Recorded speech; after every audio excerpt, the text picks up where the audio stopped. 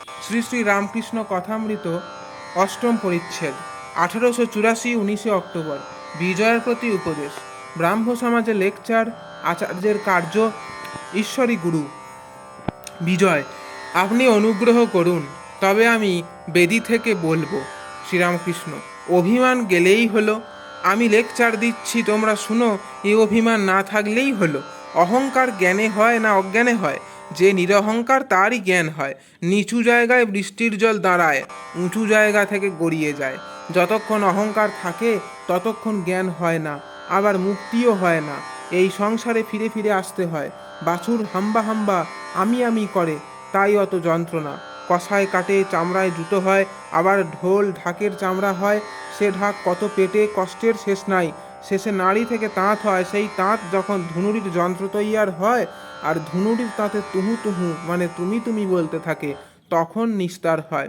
তখন আর হাম্বা হাম্বা আমি বলছে না, বলছে তুহু তুহু মানে তুমি তুমি, অর্থাৎ হে ঈশ্বর, তুমি কর্তা, আমি অকর্তা, তুমি যন্ত্রী, আমি যন্ত্র, তুমিই সব, গুরু বাবা ও কর্তা।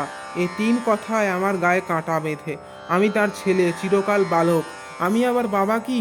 ঈশ্বর কর্তা, আমি অকর্তা, তিনি যন্ত্রী, আমি যন্ত্র। কেউ যদি আমায় গুরু বলে, আমি বলি দূর শালা, গুরু কি রে? এক সচ্চিদানন্দ বই আর গুরু নাই, তিনি বিনা কোনো উপায় নাই, তিনিই একমাত্র ভবসাগরের কাণ্ডারি। বিজয়ের প্রতি, আচার্যগিরি করা বড় কঠিন, ওতে নিজের হানি হয়। অমনি 10 জন মানছে দেখে পায়ের উপর পা দিয়ে বলে, আমি বলছি আর তোমরা শুনো। এই ভাবটা বড় খারাপ। তার ওই পর্যন্ত, ওই একটু মান লোকে হদ্দ করবে। আহা, বিজয়বাবু বেশ বললেন, ও লোকটা খুব জ্ঞানী। আমি বলছি এ জ্ঞান করো না। আমি মাকে বলি, মা তুমি যন্ত্রী, আমি যন্ত্র, যেমন করাও তেমনই করি, যেমন বলাও তেমনই বলি। বিজয় বিনীতভাবে, আপনি বলুন, তবে আমি গিয়ে বসবো। শ্রীরামকৃষ্ণ হাসিতে হাসিতে, আমি কি বলবো? চাঁদা মামা সকলের মামা, তুমিই তাকে বলো। যদি আন্তরিক হয়, কোনো ভয় নাই। বিজয় আবার অনুনয় করিতে শ্রীরামকৃষ্ণকে বলিলেন, যাও, যেমন পদ্ধতি আছে তেমনই করোগে, আন্তরিক তার উপর ভক্তি থাকলেই হলো। বিজয় বেদিতে আসীন হইয়া ব্রাহ্ম সমাজের পদ্ধতি অনুসারে উপাসনা করিতেছেন। বিজয় প্রার্থনার সময় মা মা করিয়া ডাকিতেছেন। সকলেরই মন দ্রবীভূত হইল।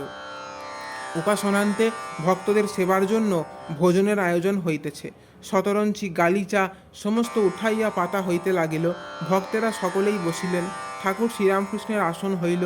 তিনি বসিয়া শ্রীযুক্ত বেনিপাল প্রদত্ত উপাদেয় লুচি, কচুরি, পাঁপড়, নানাবিধ মিষ্টান্ন, দধি, ক্ষীর ইত্যাদি সমস্ত ভগবানকে নিবেদন করিয়া আনন্দে প্রসাদ লইলেন। জয় ঠাকুর স্বামীজি।